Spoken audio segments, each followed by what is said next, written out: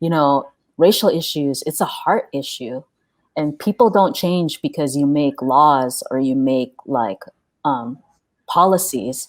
You know, people change because of understanding and that you are listening, you're having conversations, you're having dialogues, you're listening to them and you build relationship.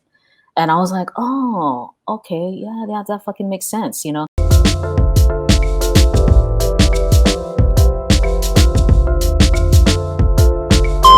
You had a kind of a series where you were basically interviewing all your Black friends, which is one, hilarious, but two, actually really, really smart because you had a lot of questions that a lot of us could answer for you, and you're doing it in a genuine way. So I thought that was awesome because as you found out, like each of us had different ways of how we coped and how we thought. Some people were more angry, some were more chill, some were more apathetic. And I think, seeking to understand that was a better conversation than just kind of like just doing something that with people that automatically would just be really brash. Like, oh, let me just make a dance routine and put it out on YouTube or something like that. Not like that's a bad thing, but also there's sensitivity levels that could kind of come with that. Yeah, no, my Black therapist friend, Walanda, like she basically hit it on the nose for me. She goes, racial issues, it's a heart issue. And people don't change because you make laws or you make like policies. People change because of understanding and that you are listening, you're having conversations, you're having dialogues, you're listening to them and you build relationship.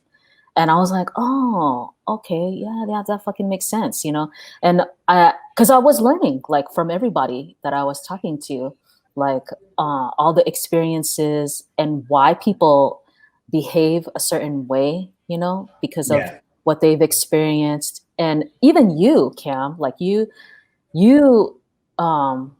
what I got from you is you're so solution focused, that you can take something that was really like atrocious, like your past and in your culture's past. But you had said to me, I just think about what I can learn and what I can take, whatever is good, and then put that and go towards the future, Like not a lot of people can really think that, no matter what the race is, Yeah, I think that's something that, it's one of those things that a lot of folks like to holler and scream about things. There's people that like to get solutions done. There's people that just like to complain. There's people that like to seek to understand. So I think understanding that different people have different roles. And now that I kind of got to that place a couple of years ago, but it helps me, one, be a little bit more calm because I was very apathetic for a lot of it, honestly, for like years and years and years. But I think I kind of figured out where my role was in that. And I think for me specifically, it's more about those solutions based and having like, instead of just, hollering and hooting about something, it's more like, okay, so what's the solution? Like, what can we do, even if it's in our own small microcosm? And I think sometimes a lot of people don't really think of that aspect of it. It's more assign blame or complain or just, vent, which is good.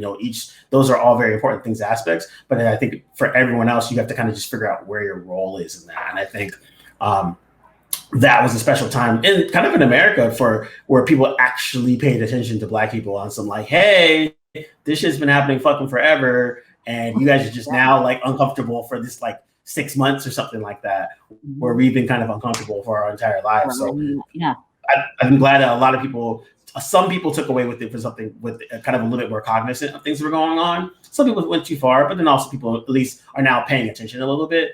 And so I think it was, like I said, it's a very interesting time to kind of learn those lessons, and then also seeing how that kind of translated into dance.